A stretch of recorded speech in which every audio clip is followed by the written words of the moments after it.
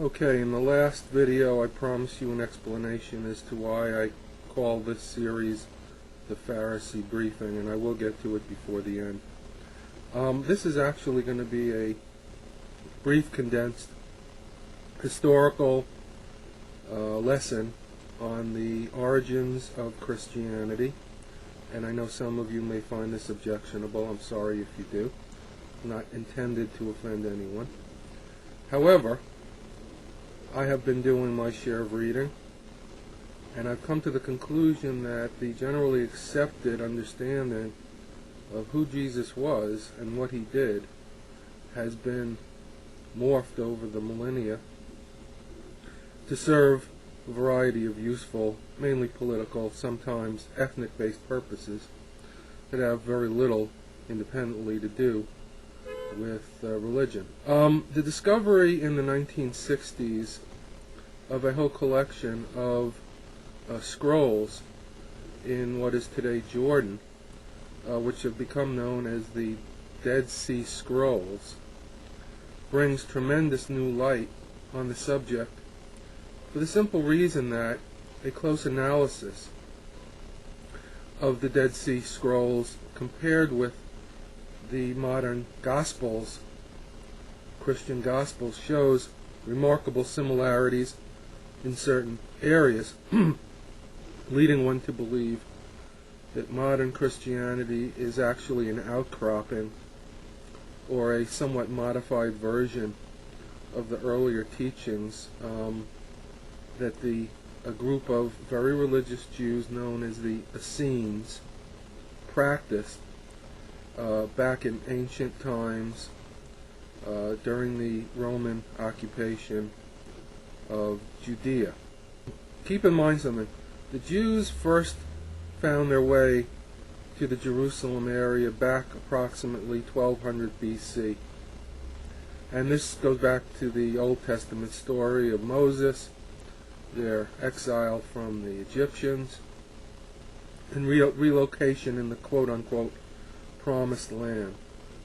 About 500 years or 600 years went by before ancient Judah, before it was tagged as Judea by the Romans. Ancient Judah then fell under the occupation of the Mesopotamians, which today would be Iraq, and their king Nebuchadnezzar basically conquered the Jews, carted off approximately 40,000, mainly royal and leading citizens, relocated those people into what is today the Baghdad area, and commenced oppressing the Jewish people. Now, over the next several hundred years, physical ownership of that region flipped. It was then conquered by the Persians, and King Cyrus of Persia, what is today Iran, was considered a quote-unquote Messiah by the Jewish scholars and the Jewish rabbinical leaders of the time, and was written of as a Messiah because he freed the Jews from captivity of the Babylonians, basically told them it's okay to go home now. Not all of them did. Many remained in Iraq, what is today Iraq, and lived there in their own communities up till approximately 1947, when Israel was reestablished by the United Nations. The Greeks captured Judah, the Romans captured Judah, and there was a variety of intolerable conditions that the Jews were subjected to under various occupations, and different occupations had different objectionable elements and to different degrees of objectionableness. By the time that the year zero, as we know in the Gregorian calendar, the year zero came around, the Romans were in control, and their occupation of the Jewish populations became intolerable both from a religious perspective and then just as a humanitarian question. The Romans were taxing everyone into poverty. They had a zero-tolerance, iron-fisted policy of oppressing any possible political opposition. And so the time was very ripe for a person like Jesus of Nazareth to emerge and to make an impression on history. Because, as they say in the modern parlance, the Jews were at the end of their rope. They were broke. They were, they had all kinds of Roman-inspired pagan rituals being imposed on them. And they themselves were split up into a variety of sects, major sects and minor sects. The biggest major sect of Judaism was the Sadducees, as you would, if you read your Bible, you'll know. They were in pretty much day-to-day control over Jerusalem and the temple. The second largest sect was known as the Pharisees, and I'll get back to them in a little while. Then there were a variety of splinter groups. There was approximately recorded in the various historical records, there were approximately 11 separate splinter groups that lived on the outskirts of Samaria and Judea. What today would become known as the original Christian sect, in my estimation, was an outcropping of the Essene Brotherhood.